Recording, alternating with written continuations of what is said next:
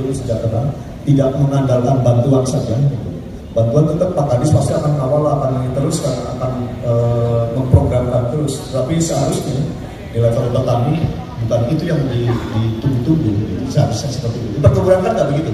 Di produksi. Nah, tadi pertanyaannya terkait dengan tanaman pangan. Jadi kita kan, saya kasih gambaran dulu Pak, selama ini bahwa Gorontalo ini sangat didominasi oleh pertanian. Kalau secara PDB 38% disumbangkan oleh pertanian. Itu terima kasih Mbak Rizka. Assalamualaikum warahmatullahi wabarakatuh. Kalau Mbak Rizka yang tanya saya agak grogi gitu sekarang.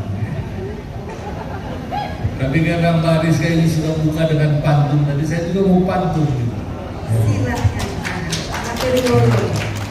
Tapi saya minta cakepnya ya. Buat Mbak Rizka. Mendata petani di Tanjung Agas. Panen ketimun dibuat acara. Terima kasih buat semua petugas. Sensus pertanian berjalan lancar.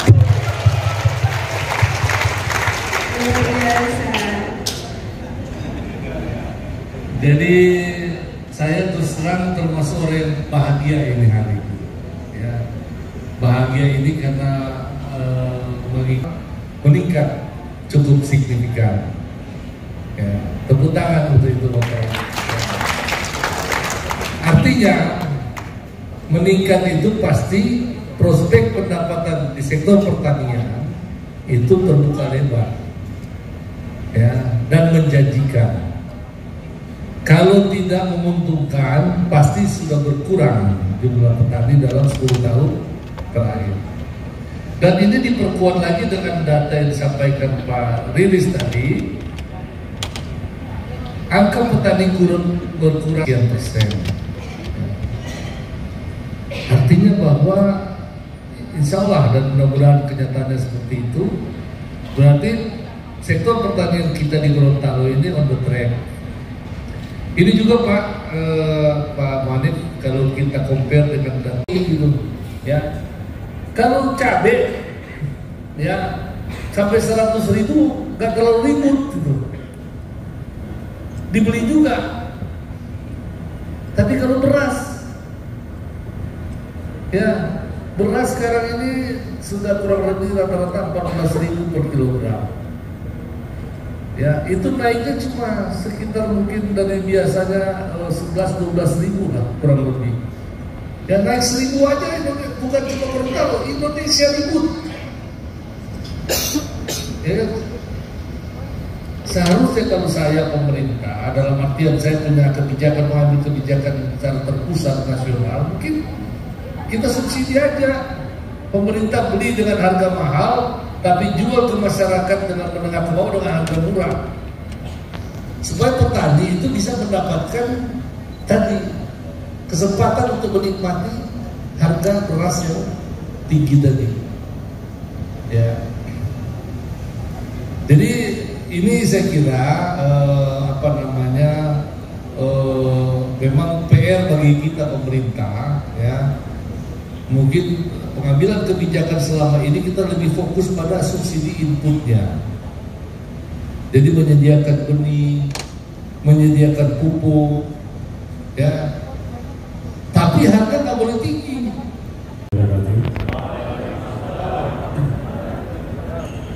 Iya, yang terkait daripada hasil ya. Jadi Dinas Ketahanan itu sebagai pengguna data yang akan merekomendasikan apa yang dihasilkan dari data itu.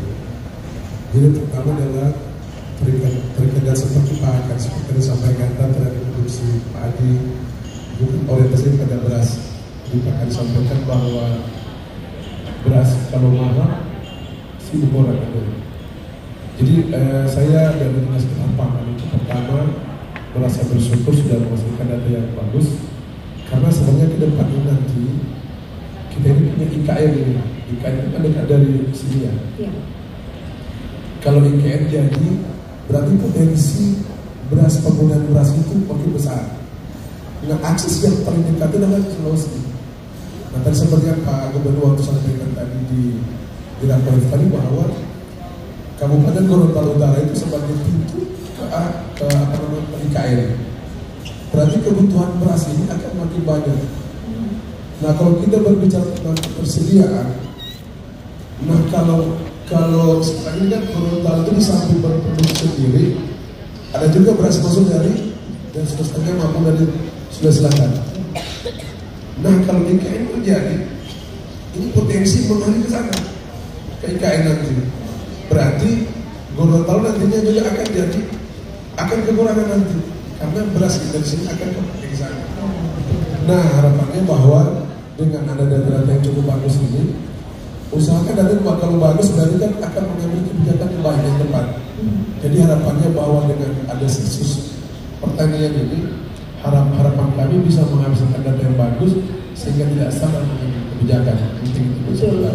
Juga dari pihak Bapak yang tiap hari menentukan harga pangan, Pak ya, tiap hari turun ke pasar-pasar itu mungkin juga nanti akan berpengaruh dalam pengambilan keputusan dan hasil sensus ini ya, semoga.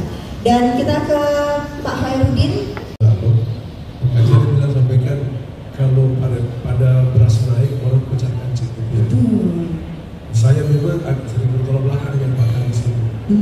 Kalau beras naik saya disuruh intervensi dengan Bulog. Jadi saya di mana-mana bikin gerakan pangan murah. Artinya bahwa ditugaskan untuk menekan inflasi. Jadi Pak Kandis sampaikan kalau cabai tidak apa-apa, tapi kalau beras pecah kancing. Padahal harapannya dengan kebijakan subsidi di akhir atau di akhir itu bisa menekan harga kita. Tapi saya, apapun yang terjadi, tugas saya mengintervensi. Harapannya bahwa harga tingkat masyarakat bisa stabil. Mungkin itu jawaban saya. Terima kasih. Terima kasih. Pak Hoyer.